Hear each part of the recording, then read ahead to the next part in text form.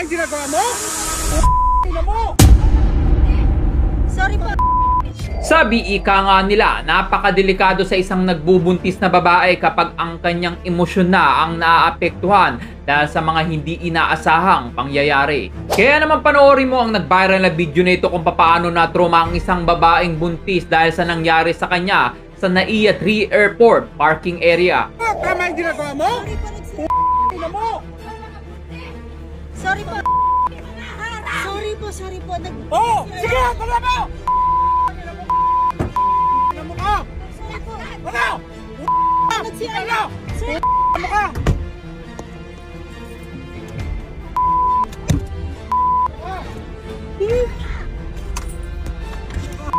mga nag-CR lang po. Kung may mga harang at buntis kayo, PWD rin kami! Sorry po. Sige, papayagan! Bastos ng kinala ka, babae tayo mo! Tara Nag-CR lang po kami. Kaya naman panoorin mo ang sunod na video na ito kung paano ikinuwento ng babaeng buntis ang buong masalimuot na pangyayari na nangyari sa kanyang buhay na hindi niya makakalimutan. Nangyari po ito kanina lang sa NAIA 3 parking lot. 4 months pregnant po ako dahil po ihina po ako at walang available na parking space.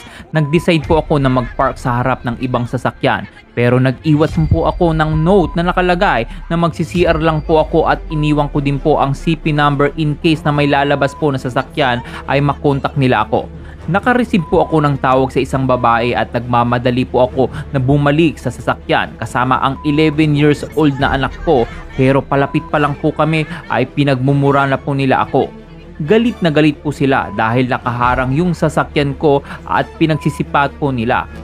Humihingi po ako ng pasensya sa kanila pero tuloy pa din po ang pagmumura nila sa akin. Sinabi ko din po na buntis po ako at need ko lang po talaga mag-CR dahil pinagmumura pa din nila ako at sinabihan ako na wala daw silang pakialam kung buntis ako.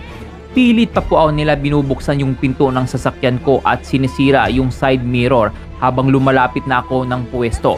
Makikita nyo din po, diyan na nagde-dirty finger po sa akin yung isa nilang kasama. Sobrang takot ko po para sa safety ko at ng anak ko kaya hindi ko po nakuha yung plate number ng sasakyan nila. Nag-report na po ako sa airport police pero wala daw pong silang CCTV sa parking area.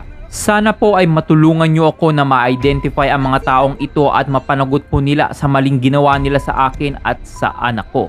Ayon sa napanood natin, yes, pareho silang may mali sa pangyayari. Mali ang pumarada sa nakaparadang sasakyan dahil in case of emergency, hindi sila makakaalis agad.